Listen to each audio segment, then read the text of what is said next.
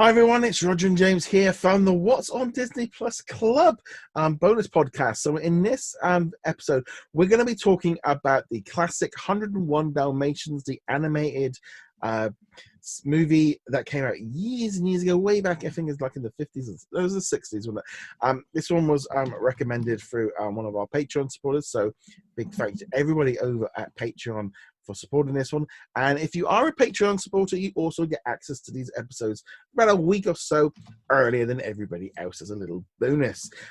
So let's jump into the 101 Dalmatians. Watch this one sort of over the Christmas periods, and generally it was like, it was hard, the big chunks of it that I kind of forgotten about. It was kind of one of those, oh, I know the story and I know where it's going, but it's like watching it back, I don't remember this as a kid. I don't remember this as a kid. It was like my memory eliminated all the boring bits in between.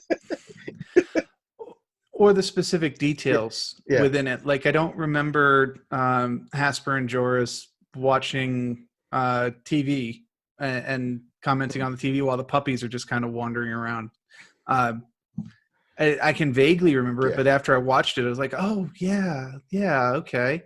Or the howling chain where they where Pongo and Purdy were like, "No, we have to let all the dogs know," and they would howl, and then the next dog would howl, and then the next dog would howl. I was like, okay, but. Yeah, there were definitely some boring bits too. I'll grant you. And also, but as well as that, it was quite a tight, short little movie. It's about 80. It wasn't very long, and I think that's definitely a thing going forward with the classic Disney movies. The run times were everything was much tighter now because everything now seemed to be. If it's under a 2-hour movie, there's something wrong with it, and it's like actually, this is kind of a good thing with these animated ones. They're much shorter, much quicker. I mean, some of the music as well. I mean, that whole thing of I think that thing at the beginning of how she wants to turn them into puppies. She's not really really evil until you get to nearly halfway when you go, oh no, she is completely bonkers. Yeah, I mean, granted, her name is Cruella De Vil, and she's driving this huge car, and she's bombastic and larger than life. You can kind of infer she's not a great person. Plus, of course, Roger hates her right off the bat. Yeah. But yeah, it isn't until you're like, oh, she's going to skin the puppies and make a coat out of the puppies. You're really like, no, it's not just a name. She's evil. And it's that thing as well, I know it sounds really stupid, but it was like, it's like, here's all the puppies that have been born, and I go, well, where's all the rest of them? I thought there was 101 of these. Yeah. And it's like, and then it's like, I think, oh no, they collected them all together and then they took them all in, and you're like, right, I didn't remember that bit. I distinctly remember as a kid having that reaction, being like, 15 puppies, and more, right? There's supposed to be 101 of them. I was not a bright kid in that moment too. It was like, I don't know how 99 puppies would have fit in mommy dog, but it's like, where's the 101? And eventually you get to the 101. Yeah, it was. I did find myself kind of going, hey, well, I thought there was at least 99 puppies, but yeah, it's kind of fun going back and watching this kind of thing of the music, and Cruella De Vil is like this iconic villain that's constantly shown. And they've done the live action versions of the movies, which sometimes as well, having watched that kind of recently as well, it kind of the crossover of what is from one and one into the other, and it was and then they've also got the 101 Dalmatian Street and the animations and all these different things. These are really popular characters, but then I sort of watched this first movie and go, this probably was enough. And it's that kind of weird thing. It doesn't feel like there's enough storage of made all those prequels and sequels and all the rest of it, because we've got a Cruella prequel coming later this year, and it's amazing how they've kind of stretched out that, because I feel it was that was a nice story round up in one nice little tight little bow, and that was it really. Yeah, and then they've got 102 Dalmatians to build onto it and stuff. I don't know. I think there's just something kind of not iconic. I'm trying to look for the right word, but just kind of compelling, maybe, about these dogs and their fight against this evil woman and her henchmen, and they're not rescued by humans. or not Yeah. directly anyway. They have to save themselves, and it's all the dog's ingenuity and such. It's an entertaining story, and I can see why it stuck with it. I also agree, though, we don't need a Cruella prequel, especially if they're going to soften the character. If they're going to be, oh yeah, she wasn't really evil, she just kind of was down on her luck or something like that. And no, just embrace it. She's Maleficent. She's, the Wicked Witch.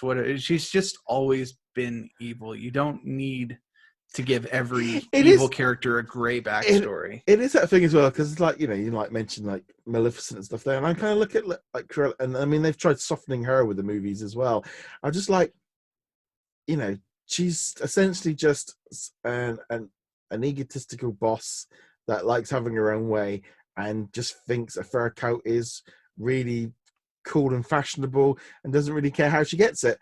And it's like a kind of weird thing of going, that's not really in the same vein as like Maleficent or Darth Vader or something, that kind of like this going like, she just wants a coat. It's just like, that's what she wants. It's like, she's not after world domination, or she's not after power or anything. She just wants a coat. It's just, I know nothing like, yeah, she wants to kill puppies for it. Yeah, that's really sick. But it's like, in the grand scheme of things, she's not really like thinking that. And you've got these henchmen just literally just to make her a coat.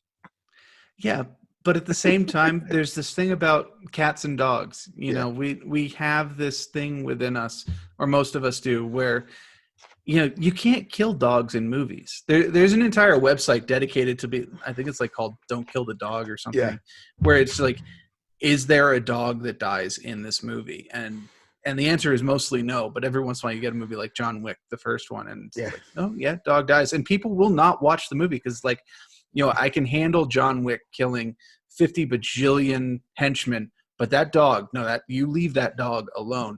I think it was Armageddon, the Meteor movie with Ben Affleck and Bruce Willis. I was listening to the commentary on this. This was a long time ago. And the director was talking about, there's a scene at the beginning where a meteor crashes through the basically the subway station, and it lands right on a dog. Yeah. And the director was like, we couldn't kill the dog. We showed it to test audiences. They were like, no, you cannot kill the dog. So they shot an entire scene showing the dog dangling by its collar, very clearly alive, because they're like, nope, can't kill the dog. No. And there's like things like, I think like racing in the rain. Fox brought out that. I mean, my wife was watching it on the plane recently on a holiday, and she's blubbery, and I'm like, I can't watch that on the plane. There's no chance I can watch that on the plane, because it's like, I know what happened last time I watched Marley and Me on the plane. It wasn't good. I will not watch animal movies in theaters for that exact reason. The potential for them to end in tears and crying is just way too high. And it's funny because I'll watch, these movies very emotional about people, fighting cancer, fighting, living a tough life. And by the end of it, I might be like, oh yeah, that was kind of sad. But you do the same story with a dog, and I was like, don't talk to me. Oh, it's funny because I was watching John Wick 3 on Netflix last night, and this thing of, they kill a dog, and you're like, right now, it's like they killed like 100 people, and you don't even, it's like, I mean, I'm usually just laughing, and my wife's going, why are you laughing? And I'm going, because it's like a video game, this is. And it's like, yeah, they killed the dog off, and everything just like, no, right now, you've really done it now. and it is like, I think I know Dalmatians are just like, they obviously couldn't do it, but there is that thing of like Cruella just becomes this because she wants to kill dogs. This is just, But it's like you said, her major objective here is to get a fur coat. If you're talking about the scheme of evil plans, we're not on Hitler levels here, But it's because it's dogs. Like, no, and not just dogs, it's puppies. Yeah. You are going to skin puppies to big. You know what? Yeah. If I had to choose between shooting Cruella and Hitler, Cruella's getting it right between the eyes, man. It's that weird thing, isn't it? Of just like, it is just strange of just like how they've created this whole villain just about, like you say, the potential of killing puppies, and the whole dog. I mean, you think of what this would have been like back in the 60s when this came out, of like it's probably why the reaction to this movie has always been so good, was because it got that reaction out of people. Yeah, and it's like I was saying earlier too, it's not that the dogs get rescued, it's that the dogs outsmart Cruella too. Yeah. You know, that kind of rings to you where you're just like, yeah, not only did the dogs win, but they get the win themselves. And there's just something cathartic about going, yeah, you've got this evil person and the dogs kicked her butt, man. Yeah, definitely to me, like rewatching this back again. Okay, you can see how it resonated with people of like how this villain is. You know, when you go around the parks and stuff, you know, there's all this Cruella stuff and the Halloween parties and all, and she's become this like iconic villain. And it's like, yeah, it's like really weird because as a whole, like I said, yeah, it was strange watching him go. She's really not like the brightest villain either. No, she's not. She is actually really dumb when you get down to it, and her henchmen are even worse. Her henchmen are dumb as doornails. But it's all in the name of humor for them, and it's also underplaying. If she was smart, if she was truly like a legitimate threat, it might actually be entirely too scary. Because you know, if she was a competent threat, you know, that's not. It loses the lighthearted nature of it. If you get to a point where Roger can't sing the Cruella De Vil song, and you would be like, nope, she's going to kill him for that. It becomes an entirely different movie. It becomes a much darker movie, and it is still at the end of the day a Disney movie for kids.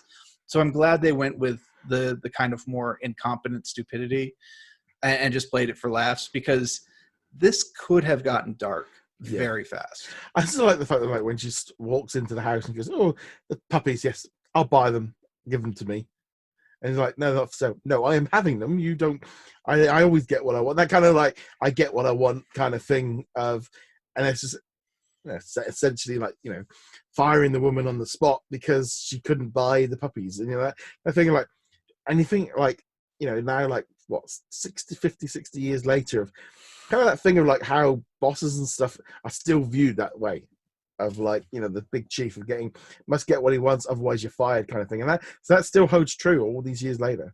It's not even just the boss. Working retail, I know you've got plenty of experiences with that, but I also worked retail back in the day too. And you definitely get those customers where it's like, well, it's going to be this way, and it's this way because it's always this way for me. It's like, I am a lowly cashier. I have no say in this whatsoever. I had one last week. It was like, I want my eggs running, and if they're not, they are coming straight back. And you're like, going, whoa, there. It's like, you're like, okay, calm down. But it's that kind of thing of, it's that kind of thing. You know, that thing of I want my own way, and I'm used to getting it.